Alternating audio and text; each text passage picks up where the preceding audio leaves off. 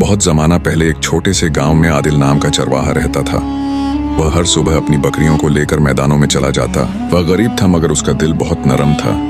उसके पास दौलत नहीं थी मगर मोहब्बत और नेकी का खजाना था। हर शाम जब वह बकरियां वापस लेकर आता तो गांव के बाहर एक पुराने दरख्त के नीचे रुककर थोड़ी देर आराम करता।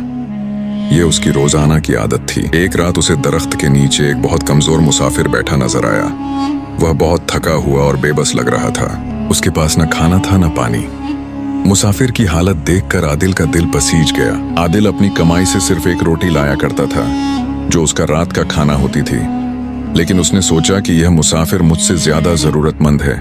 उसने रोटी निकाली, 2 हिस्सों में तकसीम की और आधी रोटी मुसाफिर को दे दी। उसने अपनी भूख से ज्यादा मुसाफिर की जरूरत को अहमियत दी। मुसाफिर ने हैरत से पूछा, तुम खुद भी भूखे हो फिर भी आधी रोटी मुझे दे रहे हो, तुम्हारा खाना क्या होगा? आदिल मुस्कुराकर बोला, अंधेरा हो या भूख, इंसान की भलाई कभी छोटी नहीं होती।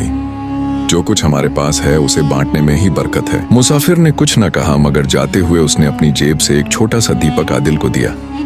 वह दीपक बहुत खूबसूरत और रहस्यमय था और बोला, इसे सिर्फ मुश्किल वक्त में जलाना, ये तुम्हारी मदद करेगा जब तुम्हें सबसे ज्यादा जरूरत होगी। एक दिन गांव में तेज तूफान आया।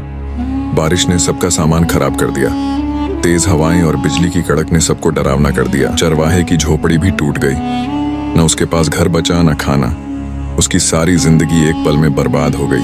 मायूस होकर वह एक पत्थर पर बैठा था कि उसे मुसाफिर का दिया हुआ दीपक याद आया। उसने सोचा कि शायद यही वह मुश्किल वक्त है। उसने दीपक अपने कपड़ों से निकाला, उसे साफ किया और कांपते हाथों से जलाया। दिल में उम्मीद की एक किरण जाग उठी। जैसे ही दीपक रोशन हुआ, रोशनी के अंदर से एक चमकती हुई लकीर बनी। पूरा माहौल नूर से भर गया और सामने वही मुसाफिर खड़ा था। मगर अब वह आम मुसाफिर नहीं बल्कि एक आनी फरिश्ता था। उसका चेहरा नूर से चमक रहा था और पंख नजर आ रहे थे। फरिश्ते ने कहा, आदिल, अल्लाह पाक ने तुम्हारा छोटा सा इम्तिहान लिया और तुमने मुझे खाना दिया। तुमने अपनी भूख से ज्यादा मेरी परवाह। तुमने अंधेरे में किसी के लिए रोशनी बनाई थी, अब ये रोशनी तुम्हारे लिए है।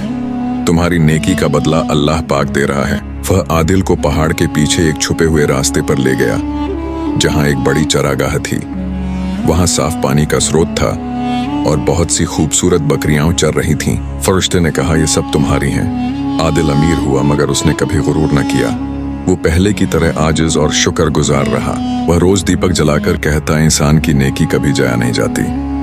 रोशनी हमेशा रोशनी को खींचती है। जो दूसरों के लिए नूर बने, अल्लाह उसकी जिंदगी को रोशन कर देता है।